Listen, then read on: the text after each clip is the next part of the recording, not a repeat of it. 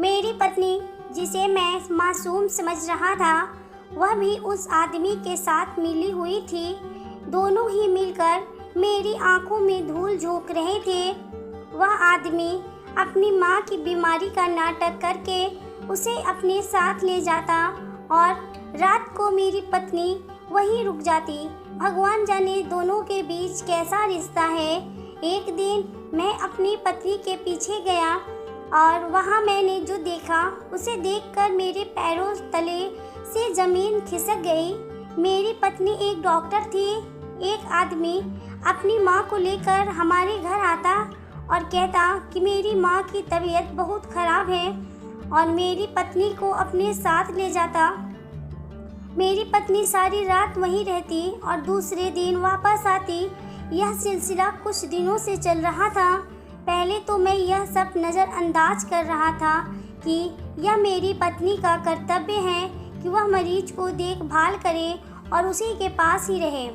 लेकिन अब तो यह मेरे बर्दाश्त से बाहर हो गया था, क्योंकि कहीं ना कहीं मुझे यह कुछ गलत लग रहा था कि वह आदमी अपनी बीमारियों के चक्कर में मेरी पत्नी को कोई और नुकसान न पहुंचा दे।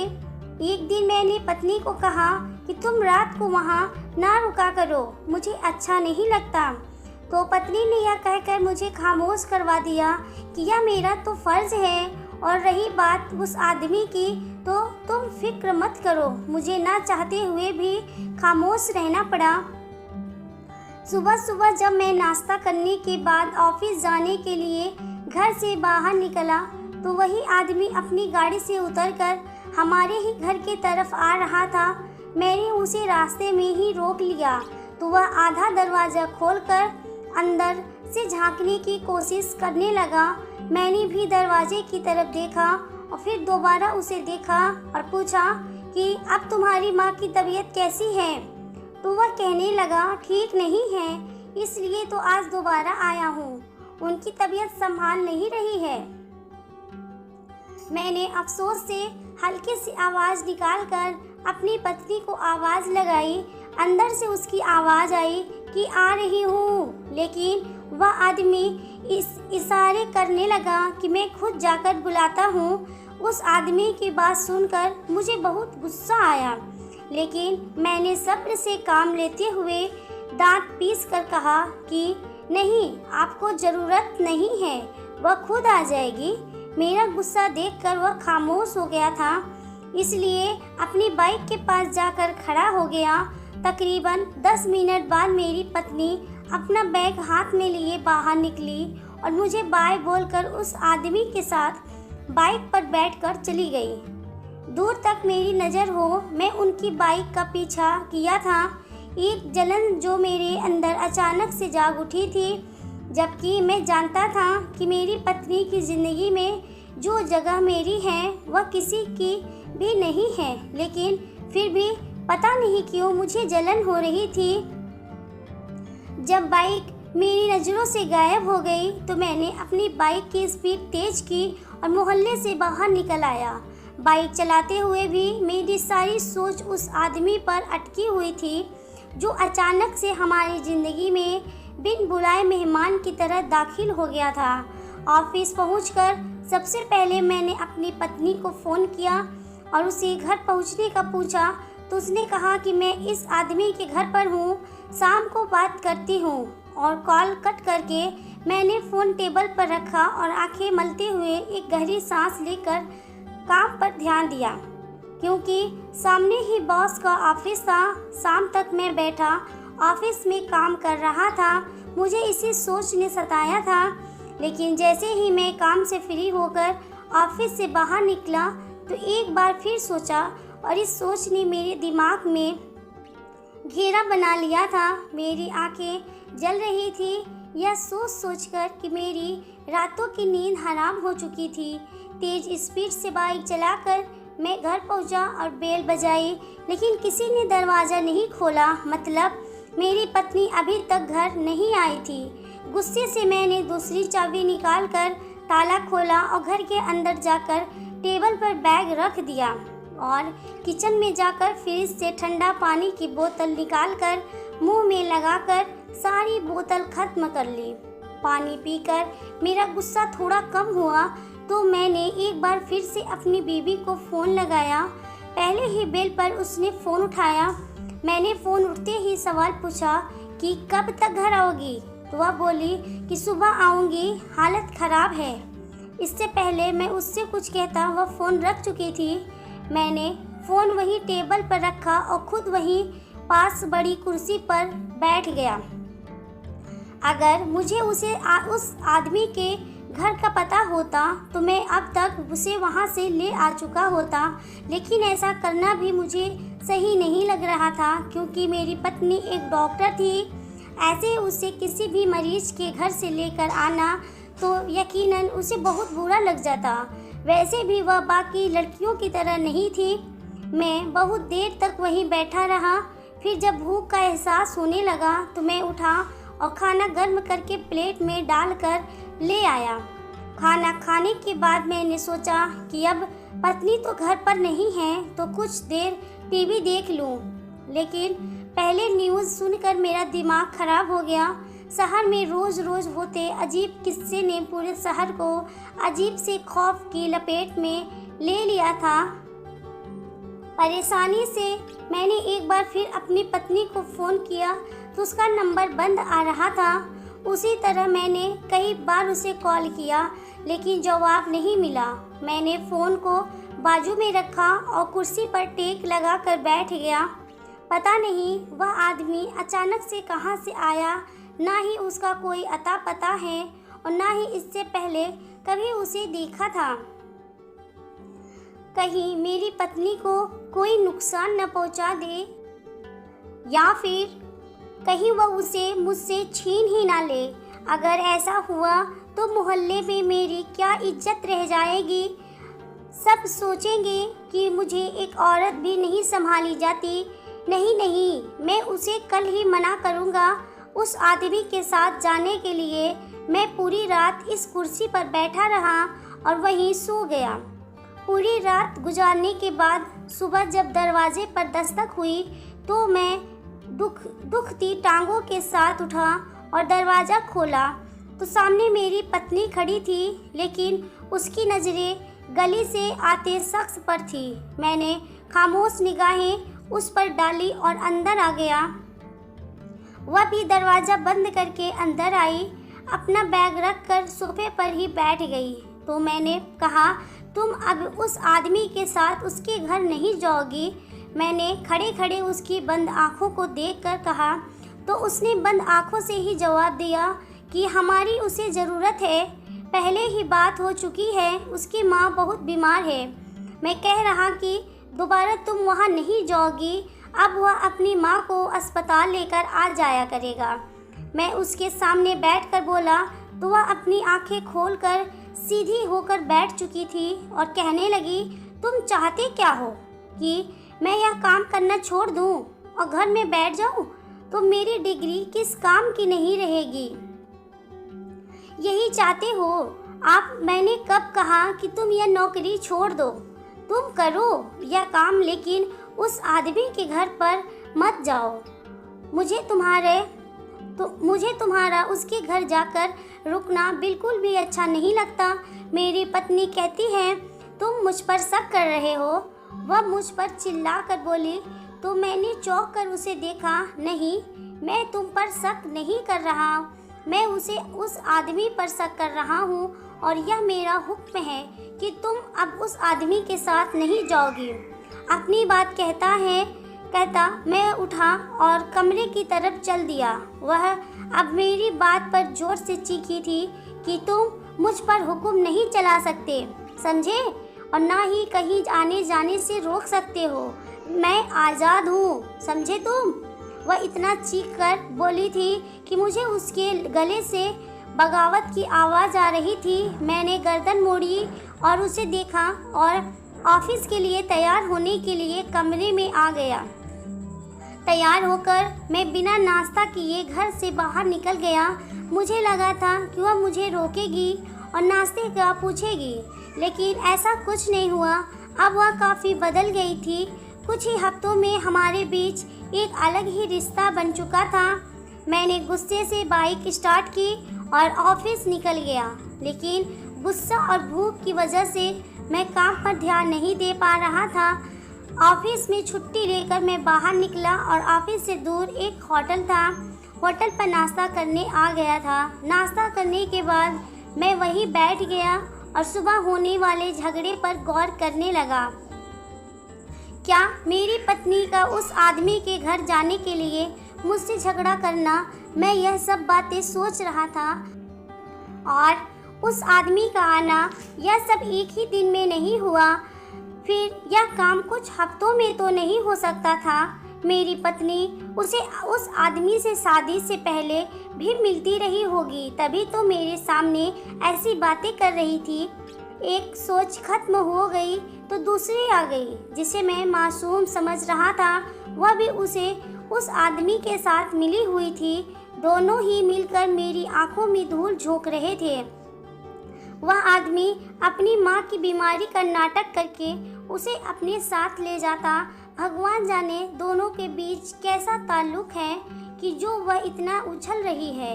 उसके घर जाने के लिए उन दोनों को एक साथ देखकर ही मेरे बदन में आग लग गई, जिसकी वजह से मेरा दिल बहुत जल रहा था। दिल में इतनी बड़ी नफरत पैदा हो चुकी थी कि अपनी पत्नी का दिमाग में आते ही मुंह से अजीब से शब्द निकल आते। शाम तक मैं सड़कों पर बेमकसद बाइक दौड़ा रहा था। फिर थक कर मैं घर आ गया। घर के सामने बाइक रोककर मैंने चाबी से घर का दरवाज़ा खोला और अंदर दाखिल हो गया। अंदर कमरे से किसी की आवाज़ आ रही थी। मैं बगैर आवाज़ के कमरे के बाहर खड़ा हो गया और पत्नी को देखा। वह कमरे में तन्हा थी और किसी से फ़ोन पर बात कर रही थी। सुनो, तुम दवाई वक्त पर देते हो ना? देखो, मुझे लगता है कि तुम मेरा घर से निकलकर मुझसे मुलाकात करना मुश्किल हो सकता है, क्योंकि मेरा पति नहीं चाहता कि मैं तुम्हारे घर आऊं। लेकिन तुम ख्याल रखना, ठीक है? अगर हालत ज़्यादा खराब हो तो हमें अपना आखिरी कदम उठाना होगा। नहीं, मुझे उसकी फिक्र नहीं। पत्नी फ़ोन पर किसी से बात कर रही थी। मैं दरवाजे के पास से हटके किचन में आ गया और जानबूझकर बर्तनों की आवाज़ की। जोर से एक गिलास उठाकर मैंने नीचे पटक दिया और फ्रिज से पानी की बोतल निकालकर जोर से फर्श पर फेंक दी। उसने जैसे ही बर्तनों की आवाज़ सुनी तो वह कमरे से खड़ी खड़ी बोली कि कौन है? उसकी आवाज़ में ख्वाब झलक रहा था। मैंने कोई भी जवाब दिए बगैर बोतल का ढक्कन खोला और गिलास में पानी डालकर पीने लगा।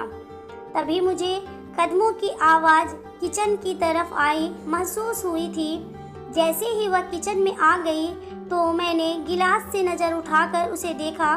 उसका रंग उड़ चुका था, जबकि उसके हाथ में गुलदस्ता पड़ा हुआ था।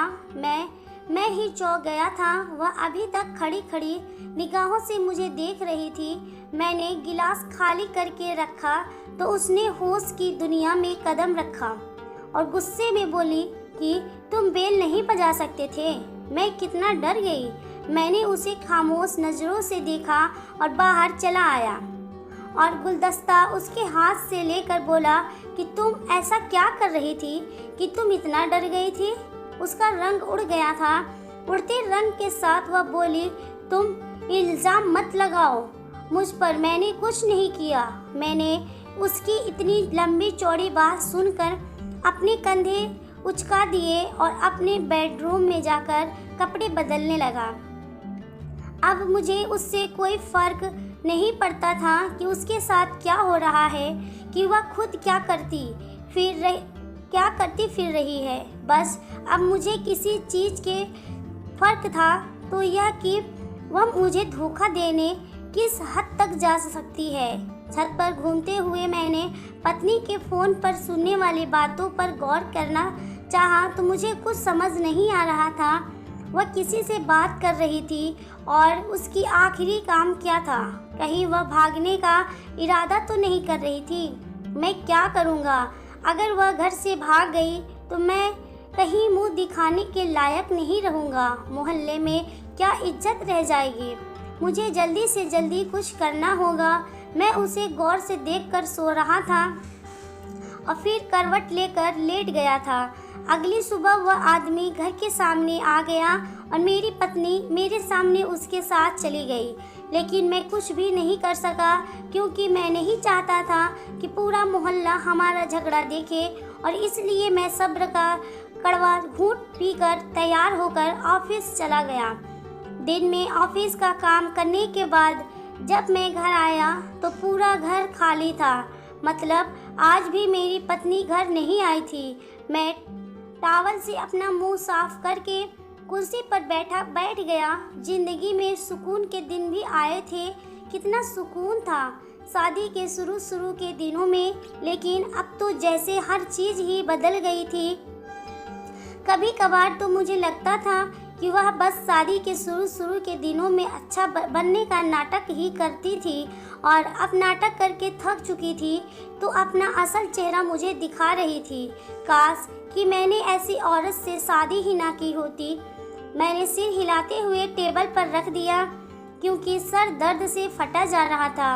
आज की रात कुर्सी पर बैठकर ही गुजर गई थी।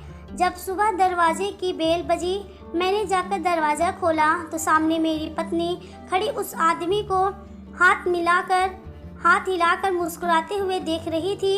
फिर चेहरा सीधा किया, मुझे देखा और घर के अंदर आ गई। दरवाज़ा बंद करने से पहले मैं मोहल्ले से गुजरते आदमी पर एक नज़र डाली तो सब अजीब नज़र से मुझे ही देख रहे थे। मैंने गुस्से से दरवाज़ा बंद किया और कमरे में आकर जोर से उसकी बाजू पकड़कर बोला कि तुम अभी मेरी पत्नी की हैसियत से यहाँ रहती हो इस घर में, समझी? अपनी घटिया हरकतें मोहल्ले से बाहर करो, यहाँ मेरी इज्जत है। मेरी बात तो उसने अनसुनी कर दी और अपनी बाजू छुड़वाने की कोशिश करने लगी। मैंने लाल आंखों से उसे देखा और जोर से बिस्तर पर धक्का देकर कमरे से बाहर निकल गया। इतनी गर्मी में भी छत पर बैठा था।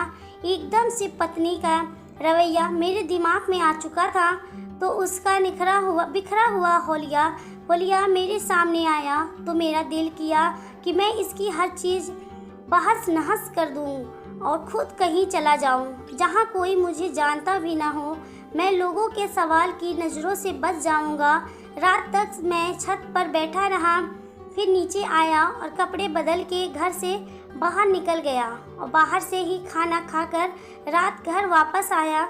जब घर वापस आया तो वह जहाँ से बेखबर सो रही थी, एक लम्हे को मैं सोचने लगा कि मेरे दिल के कोने में मेरी मोहब्बत बेइंतहा थी, जिसकी हर ख्वाहिश पूरी की और काम करने की आज़ादी भी दी। वही आंखों में धूल झोंक रही थी। मैं सोच कर परेशान हो रहा था। यह सोचकर ही मेरा दम घुटने लगा था। मैं सीने को मसलते कमरे से बाहर निकला और बाहर आकर बैठ गया। घर की दीवारें मुझ पर तंग होने लगी थी। मैंने बालों को मुट्ठी में दबोचकर चीखना शुरू कर दिया। आंखों से लगातार आंसू टपक रहे थे। यूं ही सिलसिला कई हफ्तों तक चलता रहा। इस दौरान मेरे और मेरी पत्नी के ताल्लुक खराब हो चुके थे। अब तो यह आलम था कि एक ही घर में रहते हुए हम दोनों एक दूसरे की शक्ल भी देखना नहीं चाहते थे। वह अपनी मर्जी से घर आती और अपनी मर्जी से चली जाती। मुझे इजाज़त लेना तो वह भूल ही गई थी। भगावत ने उसे निर्दय बना दिया था। एक रोज़ किसी ने बातों बातों में मुझसे बताया कि जो आदमी मेरे घर आता है उसकी माँ को मरे हुए 5 साल हो चुके थे। उस आदमी की बातें सुनकर मैं तो हैरान हो चुका था और मैं दुकान से बाहर निकला और घर आ गया। आज भी पत्नी उस आदमी के घर पर थी। सब जान के मेरा दिमाग खराब हो चुका था। आखिर उस आदमी ने झूठ क्यों बोला होगा कि उसकी माँ की तबीयत खराब है? आखिर उस आदमी के झूठ बोलने का मकसद क्या था? कहीं यह दोनों किसी गलत काम में तो नहीं हैं? फिर वह वाकई में कहीं भागने तो नहीं वाले हैं? पत्नी के भागने का सोचकर ही मेरे चेहरे पर पसीने छूटने लगे। मैंने मुंह पर आया पसीना साफ किया और मोबाइल जेब से निकालकर अपनी पत्नी को कॉल लगाया तो नंबर बंद था। गुस्से से मैंने फ़ोन कट कर दिया और घर से बाहर निकलकर गली में आकर बैठ गया। रात भर मैं गली में बैठा रहा, फिर सुबह उठकर घर के अंदर आकर बैठ गया। थोड़ी देर बाद पत्नी घर आ गई और घर के अंदर दाखिल हुई। मैं भी पीछे पीछे कमरे में दाखिल हुआ और उसे देख रहा था। वह फ्रेश होने वॉशरूम चली गई और फिर 5 मिनट बाद वापस आकर बाल बनाने लग गई। मैंने उसे देखा और पूछा कि तुम अब कहाँ जा रही हो? तो वह बोली कि उस आदमी की माँ की तबीयत खराब है, बस उसी सिलसिले में वापस जा रही हूँ। ठीक है। मेरी पत्नी की बातों ने मुझे शक में डाल दिया था। उसकी हालत देखकर मुझे यही लगा था कि शायद वह भागने की तैयारी कर रही है। जब वह घर से बाहर निकलकर थोड़ा पैदल दूर चल गई तो मैं भी उसके पीछे ही अपनी बाइक लेकर निकल आया। दोनों बाइक आगे पीछे एक ही साइड में चल रही थी। थोड़ी सफ़र के बाद जब आगे वाली बाइक रुकी तो मैंने भी अपनी बाइक थोड़ी दूर ही खड़ी कर दी और उस ऊंचे से मकान को जाकर देखा और फिर मेरी पत्नी को देखा। वह दोनों घर के अंदर दाखिल हो रहे थे। मैं भी उनके पीछे पीछे उसी घर में दाखिल हुआ और उस कमरे में गया जहां वह दोनों गए थे। सामने ही बिस्तर पर एक वजूद पड़ा हुआ था और मेरी पत्नी उसे इंजेक्शन लगा रही थी। फिर वह कमरे के दूसरे कोने में खड़े होकर बातें करने लगे। दीदी, तुमने उसे इंजेक्शन लगा दिया ना? तुम्हें क्या लगता है कि अब यह मर जाएगी? इसे मैं कब से झेल रहा हूँ। उसे आदमी की बात सुनकर मेरे होश उड़ गए। वह मेरी पत्नी को दीदी क्यों कह रहा था? हाँ, मर जाएगी। वैसे भी जो इंजेक्शन उसे दिया है उसने अपना असर शुरू कर दिया है। अब यह 3 दिन में मर जाएगी और फिर उसकी सारी जायदाद तुम्हारी और मेरे हिस्से में आ जाएगी। हाँ दीदी, तुम फिक्र ना करो, मैं तुम्हें भी बराबर का हिस्सा दूंगा। इससे पहले यह बात मेरे हाथ से निकल जाती, मैं फ़ौरन कमरे में दाखिल हो गया। मेरी पत्नी और उस आदमी का मुझे देखते ही रंग उड़ गया था। मैं आगे बढ़ा और उस आदमी को जोर से थप्पड़ मारा और उसे कहा कि जल्दी से बताओ कि तुम दोनों क्या कर रहे हो, वरना मैं तुम्हारा असर बहुत ही बुरा कर दूंगा।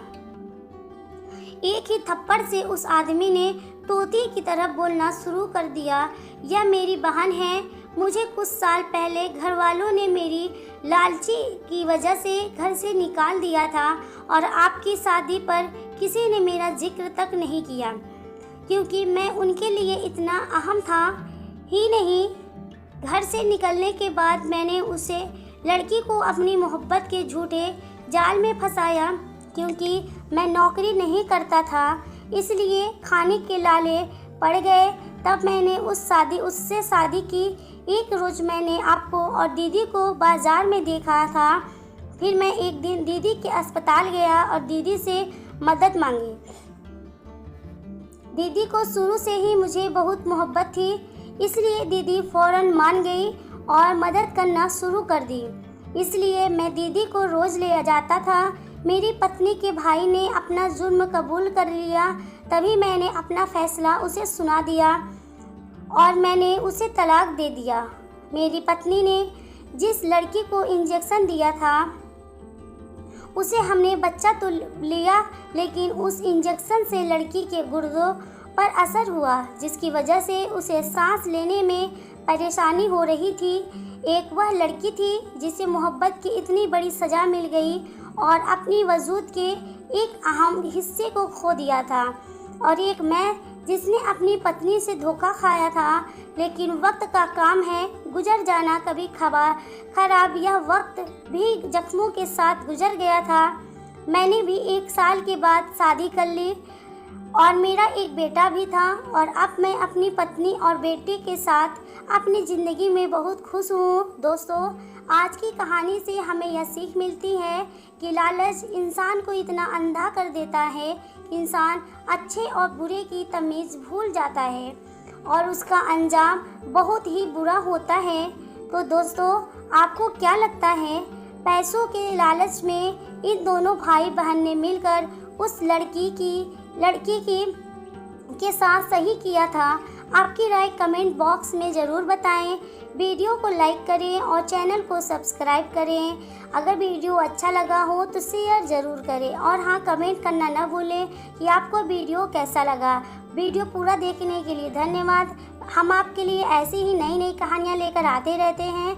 मिलते हैं अगले वीडियो में, तब तक के लिए बाय।